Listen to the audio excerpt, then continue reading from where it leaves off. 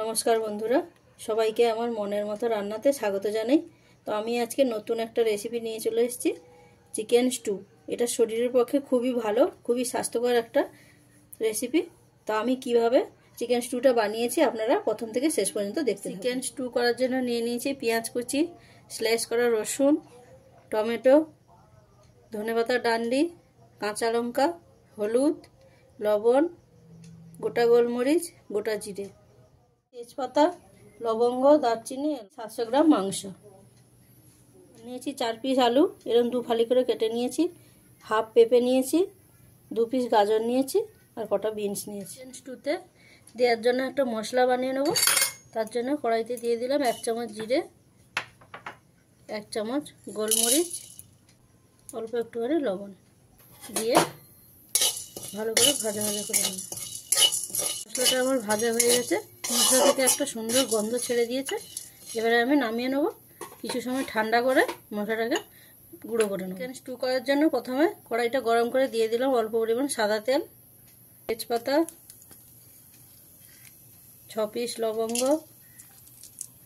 5-6 piece এলাচ, 2 টুকরো দারচিনি দিয়ে ভালো করে ভেজে নেব। দিয়ে দেবো পেঁয়াজ কুচি, 3 পিস মিডিয়াম সাইজের পেঁয়াজ নিয়ে আমি কুচি করে নিয়েছি। আর দিয়ে দেবো 5-6 কোয়া রসুন স্লাইস করে কেটে নিয়েছি। এটাকে হালকা করে ভেজে নেব। পেঁয়াজটাকে খুব বেশি লাল করে ভাজা যাবে না, এরকম হালকা হালকা পেঁয়াজটা নরম হলেই এবারে এর মধ্যে আমি মাংসটা দিয়ে দিলাম। মাংসটা দিয়ে 3 থেকে 4 মিনিট একটু ভেজে নিই। মাংসটা আমি 3 থেকে 4 মিনিট ভেজে নিয়েছি। এবং মাংসটা সাদা সাদা হয়ে গেছে। এবারে এর মধ্যে আমি আলুটা দিয়ে দেবো।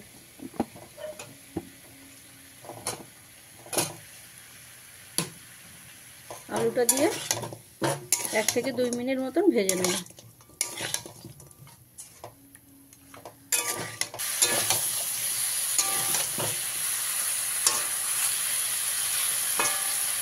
একটু ভালো করে ভাজা ভাজা করে নেব। এবারে এর মধ্যে টমেটোগুলোকে 2 পিস করে কেটে নিয়েছি, মাঝখান দিয়ে 2টো টমেটো এগুলো দিয়ে দিলাম। দিয়ে অল্প কিছু সময় ভেজে নেব।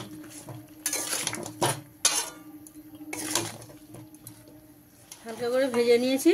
এবার মাংস থেকে জল ছাড়তে শুরু করে দিয়েছে। এবার এর মধ্যে আমি পেঁপে আর গাজরটা দিয়ে দেবো। দিয়ে অল্প কিছু সময় ভেজে নেব।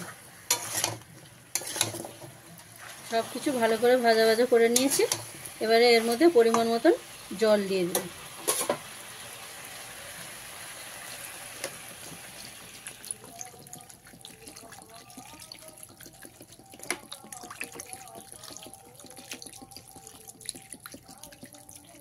মতন জল দিয়ে নিয়েছি। এবার গ্রেভিটাকে ফুটিয়ে নেব। আর এর মধ্যে আমি এখন বিনসটা দিচ্ছি না, কারণ বিনসটা আগে থেকে দিয়ে দিলে বিনসটা বেশি গলে যাবে। তো আমি কোন সময় দিচ্ছি আপনারা দেখতে থাকুন। এটাকে একটা থালা ঢাকা দিয়ে ফুটিয়ে নেব, সবজিটা যাতে সেদ্ধ হয়ে যায় ভালোভাবে। জলটা দিয়ে এরকম ফুটে উঠলে আপনারা লবণটা একবার চেক করে নেবেন, যদি কম থাকে তাহলে একটু দিয়ে নেবেন। কিছু সময় ফুটিয়ে নিয়েছি। এবারে ঢাকা খুলে দেখে নেব সবজিটা সেদ্ধ হয়েছে কিনা। আলু সেদ্ধ হয়ে গেছে। এবারে এর মধ্যে বিনসটা দিয়ে দিলাম।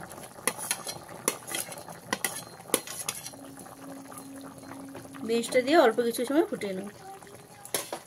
কিছু সময় ফুটিয়ে নিয়েছি, বিনসটা সেদ্ধ হয়ে গেছে।